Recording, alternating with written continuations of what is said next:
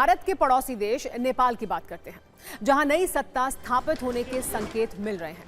नेपाल में कल आम चुनाव हुए, आज वहां वोटों की गिनती हो रही है। इसमें ये संकेत मिल रहे हैं कि रैपर और काठमांडू के मेयर रहे बालेन शाह की राष्ट्रीय स्वतंत्र पार्टी सत्ता के सबसे करीब पहुंच चुकी है और वो अगली सरकार बना सकते हैं।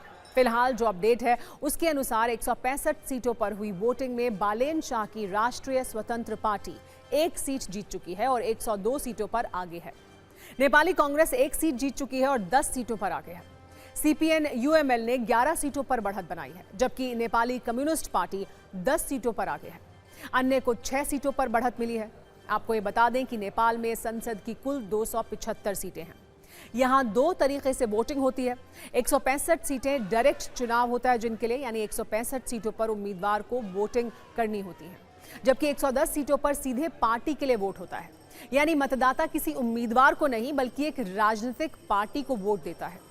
पूरे देश में पार्टी को जितने प्रतिशत वोट मिलते हैं उसी हिसाब से उसे 110 में से सीटें मिलती हैं।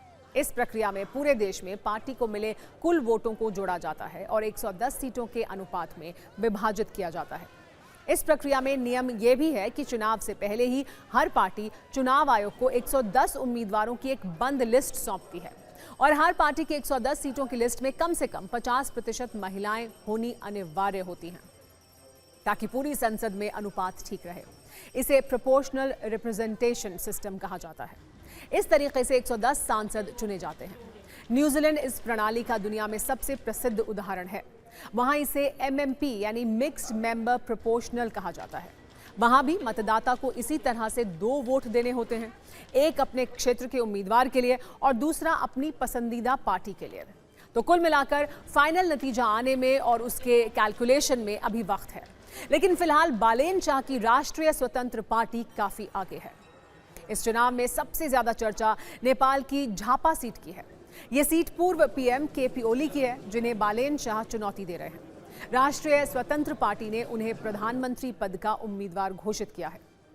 मौजूदा अपडेट यह है कि बालेन शाह ने यहां मजबूत बढ़त बना ली है। बालेन शाह को अब तक 10,466 वोट मिले हैं, जबकि पूर्व प्रधानमंत्री केपी शर्मा ओली को अब तक 2,205 वोट मिले हैं। यानी बालेन शाह को केपी ओली से 5 गुना ज्यादा वोट मिले हैं और गिनती भी जारी है, जबकि पूर्व पीएम पुष्पदहल प्रचंड अपनी रुकम सीट से आगे चल रहे हैं। नेपाली कांग्रेस के पीएम उम्मीदवार गगन थापा 471 वोटों से पीछे चल रहे हैं। गगन थापा नेपाली कांग्रेस के अध्यक्ष भी हैं।